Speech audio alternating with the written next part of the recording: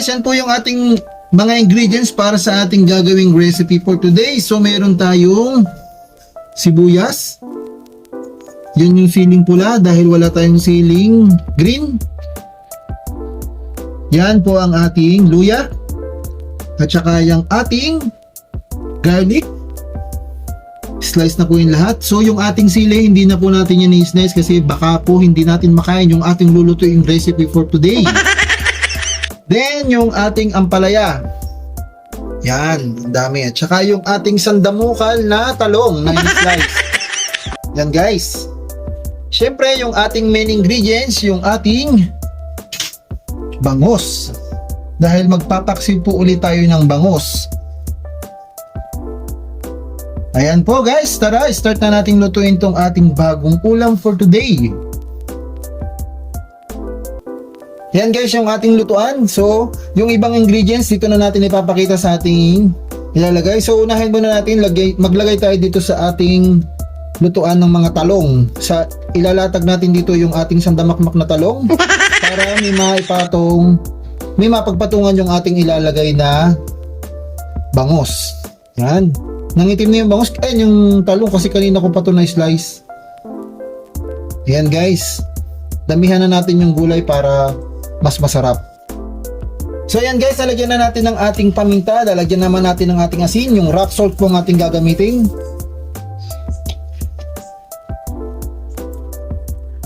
Ayan, damihan natin ng asin para tamang-tama yung alat.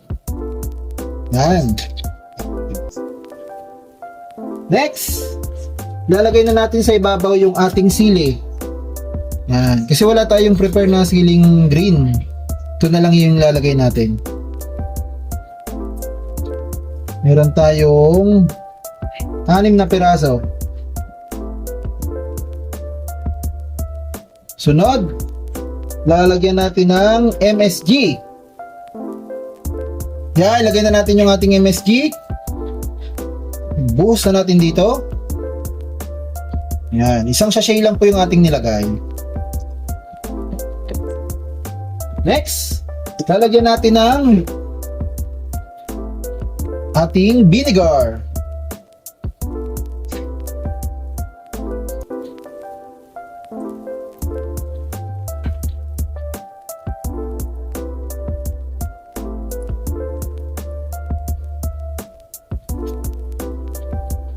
Yan.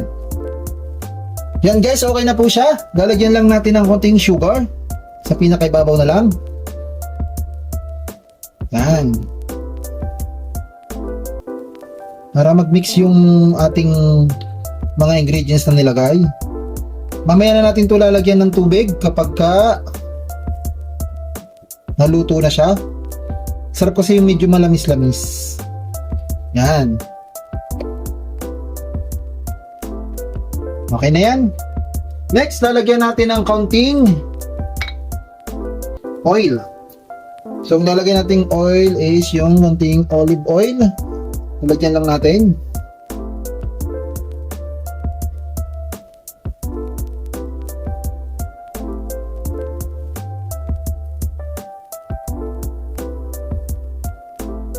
Yan. Then, i-open na natin yung ating kalan. Yung ating lutuan.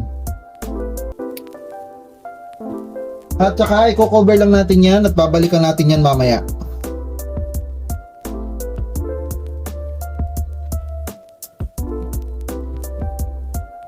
Hayaan lang natin siyang kumulo.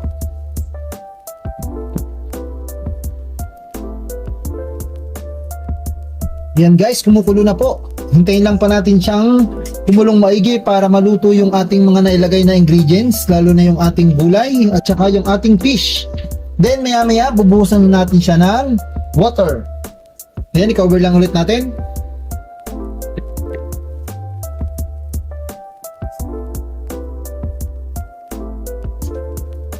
So yan guys, kulong-kulo na po siya. Pwede na po lagyan natin ng water.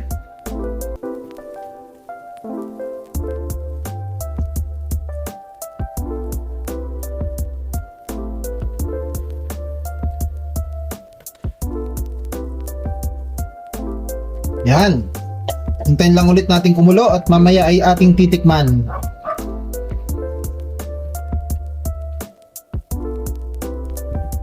Yan guys, tikman natin. Mukhang malapit na siyang maluto.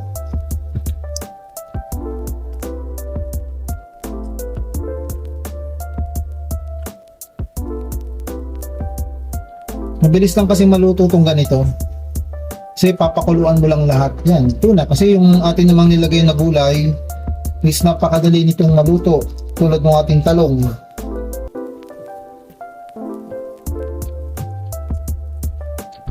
Tikman natin yung sabaw.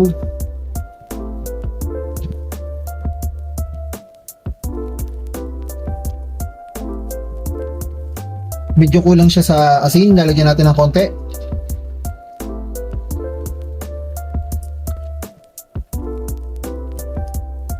Lagyan natin ng konti asin.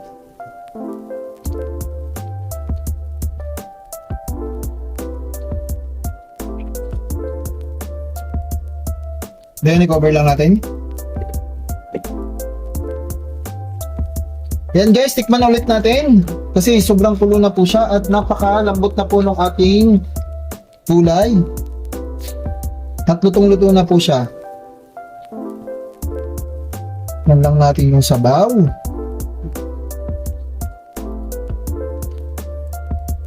Ayan guys, panalo na po siya at napakalamis po ng ating nag-combine na po lahat ng ating ingredients. Then cover lang natin saglit.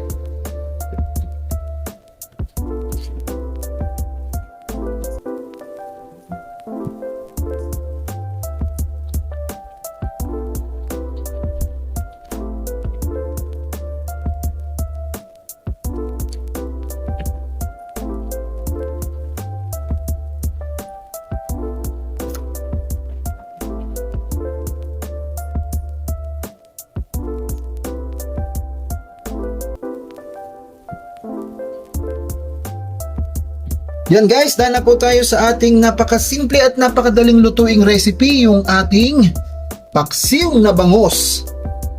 Yan po ang ating bagong video for today. Maraming salamat po guys, sana po nagustuhan nyo itong ating bagong ulam.